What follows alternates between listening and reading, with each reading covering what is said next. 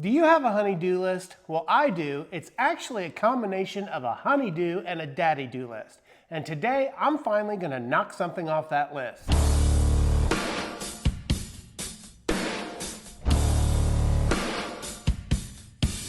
So I'm guessing a lot of you out there have kids, and maybe even a few of you have some grandkids. And we all know these kids love to collect some interesting things. And in the case of one of my sons, he collects rubber ducks, and I'm talking a lot of rubber ducks. And right now, he's got all of these stored right on top of his desk. And because of this, the infamous duck shelf has been on my honey-do list for months. So we're gonna solve this problem today by building a multi-tiered walnut shelf cabinet with some unique lighting. Ever wonder how big a rubber duck is? Well, that's what I'm doing right here. And I've got two sizes here, so I drafted up these drawings to accommodate both size ducks. So the first thing that we need to do is to break down some walnut plywood that I have stored right outside my shop. And I just have this 2-inch foam insulation that I use as a backer for the plywood as I cut it up. So I'll first use an old-fashioned tape measure to mark out the height of the cabinet, which is at 49.5. With those markings made, I can then connect the dots with a T-square to give some guidance for my track saw. With the material for the sides cut out, I can now work on cutting out the material for the top and the bottom of the cabinet as well as the shelves. With that plywood broken down, I can now return to the shop. Now it's just a matter of ripping that plywood to width at 9 inches, which is the depth of the cabinet. And here I'm just cutting 2 strips for the sides, paying attention of the grain direction of the plywood. With those 2 pieces cut, I can now work on cutting out a top and a bottom from the other sheet of plywood. Now to connect this initial frame of this cabinet together, we're just going to use pocket hole joinery. So I'll add pocket holes to the very top of the cabinet as well as the very bottom. Now I've got a bad habit of putting pocket holes on the wrong side, so it's always a good idea to mark out where you're going to place your pocket holes.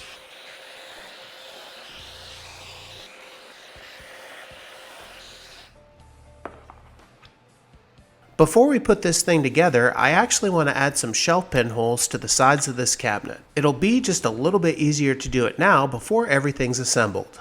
So the first thing that I'll do is I'll set my 2 offset pins that will register where the holes will go.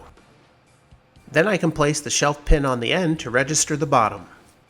Then it's just a matter of drilling out the holes, resetting the pin, and going down the line.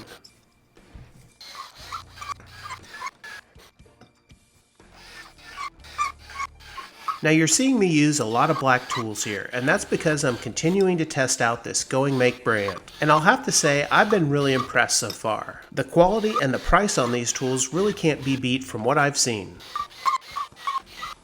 With all those shelf pin holes drilled out, I can dust it off and we can begin glue up. With glue added to the bottom panel, I can clamp it up and drive in some screws. And I'll repeat this process on both sides. Now I tested out a couple of clamps when doing these pocket holes. I used the 90-degree corner clamps as well as the pocket hole pin clamps. And what I found is I really prefer those pin clamps over the 90-degree clamps. With the frame of the cabinet assembled, I can do a little bit of cleanup and test for square. And surprisingly, my diagonals were equal, so I was good to go. Next, it was time to start milling up lumber for the legs, and for this I'm going to use solid walnut. And these legs are going to be 52 inches long by 2 inches wide, so I'll first mark out where I need to make my cuts. Then I can go over to the miter saw and cut this rough lumber down to size. With everything cut to length, it was now time to head over to the jointer and mark up my boards. And here you can see my boy James, who came down to the shop to check on the status of his duck cabinet. With 2 faces cleaned up on that walnut, it was now time to head to the planer. So I'll do the same thing over here and mark up those boards and send them through.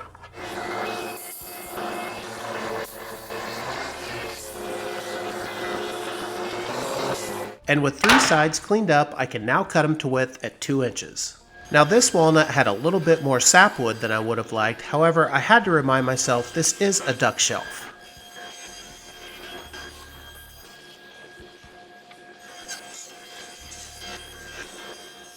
With my 4 legs milled up, I can now set them to the side. Next, I wanted to work on adding the back panel for this cabinet, and for the back, I'm going to be using 1/4-inch birch plywood. So I'll first confirm the thickness of the plywood with the pocket rule. Then I could set the height of my 1/2-inch rabbiting bit with that ruler. Once that was done, I could begin to route out the space for the back panel. And just like that, disaster struck. I had turned my router on just a little bit too close to that plywood and completely tore it out. So this is something that I'm obviously going to have to fix down the road, but until then, I'll go ahead and route out the rest of the cabinet. Now since we're using a router to cut out this rabbet, the corners are obviously not going to be square. So I'll take my chisel and clean up each one of those corners so they're nice and square. With that back rabbet completely cut out and cleaned up, it was now time to cut out the back panel. So I went back outside the shop and cleaned up one of the factory edges. With that cleaned up, I could then cut out that back panel to the exact dimensions. And thankfully, this thing fit just about perfectly. So I added just a little bit of wood glue on that rabbet all the way around, and then I pressed the back panel into place. Once that was done, I could take my brad nailer and use some 3/4-inch nails to lock it into place. With that back panel in place, this thing became much more sturdy, and I thought it was a good idea to start working on the top of this cabinet. Now the top of the cabinet's going to completely cover up those pocket hole screws. And I wanted just a little bit of overhang on each side of the cabinet, so that came to 46¼ inches. So I'll take this rough cut walnut over to the miter saw and cut it down to size. After that, I can mill these pieces up over at the jointer, planer, and finally the table saw. And I'm trying to maximize the width of both of these boards by just taking a hair off over at the table saw. Once both boards were milled up, it was time to break out my new favorite addition to the shop, the clamping companion. And if you're unfamiliar with this product, check out this video here as it goes over the details of how this thing works. But it's essentially a collapsible pipe clamp rack that can free up space in your shop. And not only does it allow me to continue to use my assembly table for this project, but it also makes cleaning up glue squeeze out on both sides a breeze. So while we let the glue on that cabinet top cure up, I can go back to the assembly table and continue to work on the legs and face frame. So here I'm just taking those 2-inch strips that I cut out and placing them on top of the cabinet so that I can get some measurements for their lengths. And really, all I need to cut down are the top and the bottom of the face frame, which came out to just a little under 39 inches. So with my stop block in place, I can cut both pieces down to size. Now to connect this face frame and legs together, I'm going to use my domino joiner, which is a tool that I don't use that often on this channel. So here I'm just marking out where those loose tenons need to be placed. And for this, I'll be using 6x40 dominoes. So I'll just follow all those markings and lay out my mortises. And for easy layouts like this, I like to use the tight setting on the domino joiner, as it just makes everything come together a little bit more precisely. With all those mortises cut out, I'll just add some dominoes and do a dry assembly just to make sure everything looks okay. Pleased with the results, I can now move on to gluing up this face frame / legs together. And I'll do this on the floor using some pipe clamps and a little bit of tight bond too. Now since I was joining 4 seams together, this was a little bit of a stressful glue up, but I was able to corral everything together and get everything cinched up. Once I had all the pipe clamps tightened up, I then added some quick clamps to each seam just to make sure everything was flat. While I let that glue cure, I decided to move on to the back legs of the cabinet. And for these, I'm just going to be attaching them with wood glue and a lot of clamps. So I'll add some wood glue and spread it all around with a silicone glue roller. After that, I'll place the leg on top of that glue. Before I add the clamps, I'm taking a pocket rule and overhanging the legs by 1/4 inch. I'll do this down the entire length of the leg, confirming its equidistance throughout. Once I've confirmed the distance, I can tighten down an additional clamp. Once one side's done, I can repeat the process on the other side. Now there's probably a better way I could have done this, but this is the route I went with. I probably could have even added some small pin nails and it would have made this process a heck of a lot easier. And my whole purpose of adding this 1/4 inch overhang is to create a nice shadow line. So while these back legs cure, it was now time to return to the cabinet top. The first thing that I did was to clean up both ends over at the miter saw to make sure everything was even. Then it was time to mark up both sides and do some sanding going through the grits, and in this case I went 80, 120, and then 180.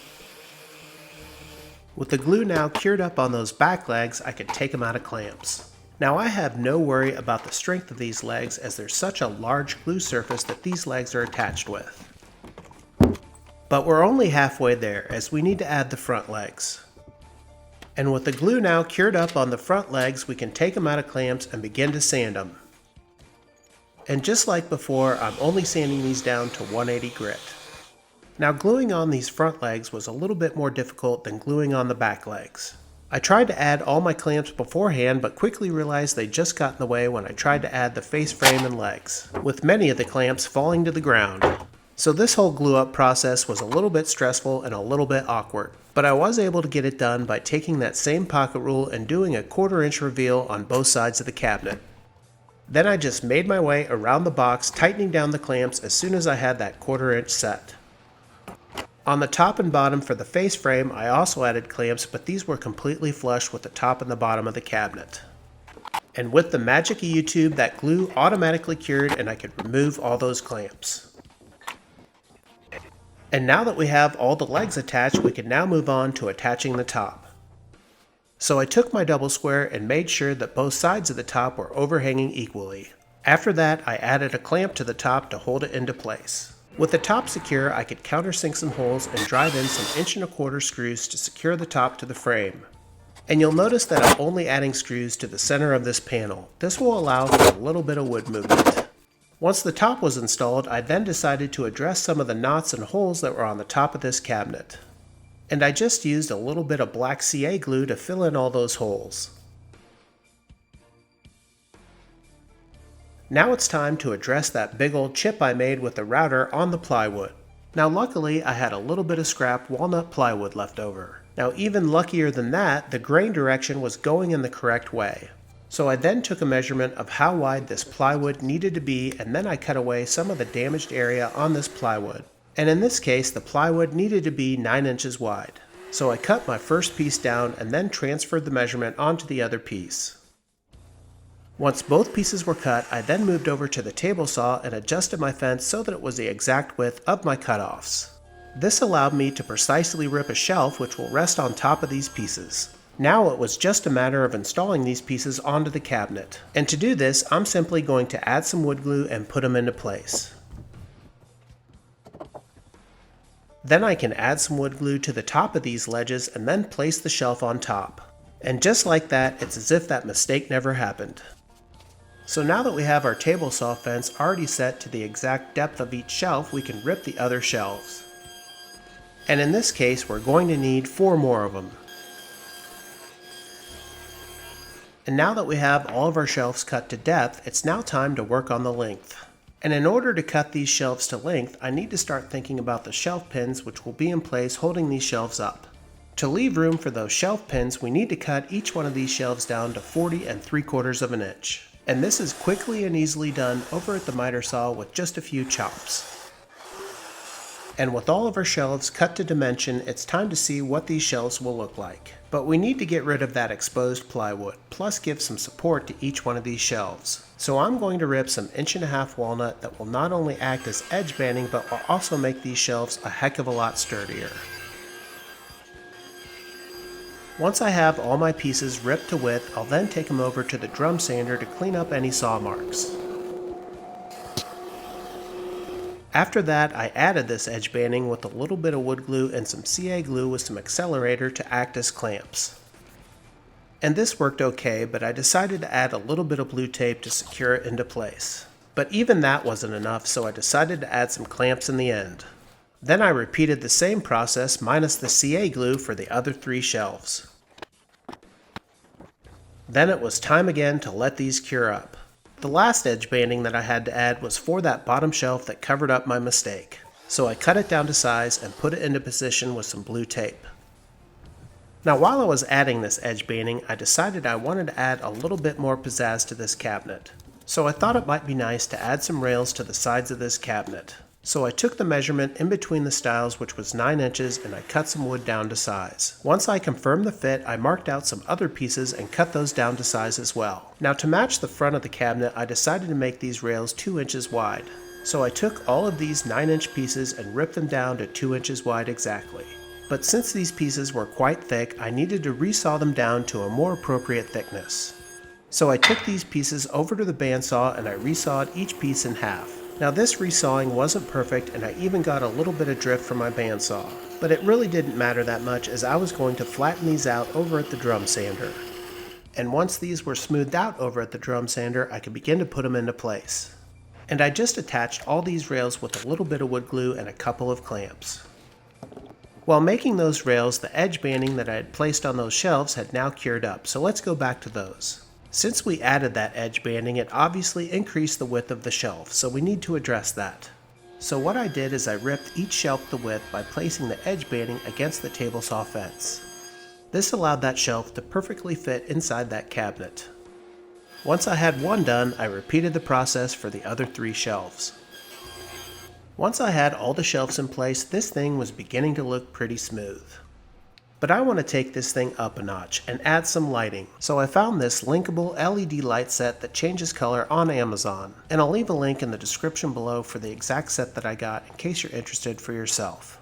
Now I won't bore you with the installation of these lights, but I found it was much easier to install them using high-powered double-sided tape than it was to use the included brackets. I simply snaked them around each shelf until the entire cabinet was complete. Now if you remember, I said that this cabinet is going to have some 3-tiered shelves, so we need to make some raisers for a couple of these shelves. To do this, I cut down some walnut to 2.5 inches, which I think will be the perfect width for these raisers.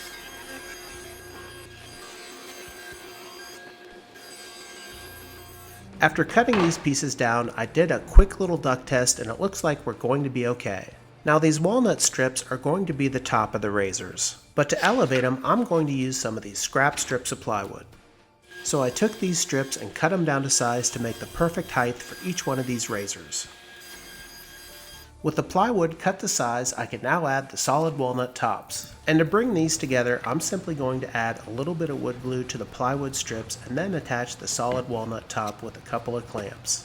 And this was a little bit more difficult than what you may think, as the plywood strips kept moving on me. But once they were glued up and that glue had cured, they were ready for sanding. And sanding was up next for everything, including the entire cabinet and all those shelves.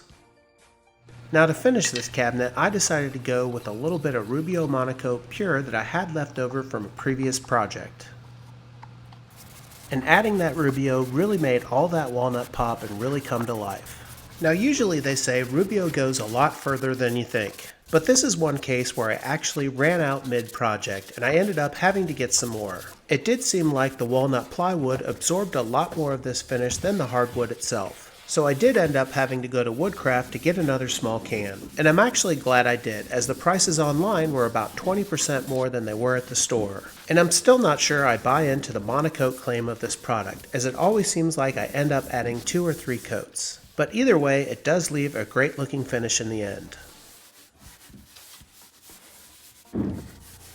Well, that's going to wrap up today's long and probably overcomplicated duck shelf build. The only thing left to do is to put this thing in place and see how my son likes it. What do you think, James? I love it.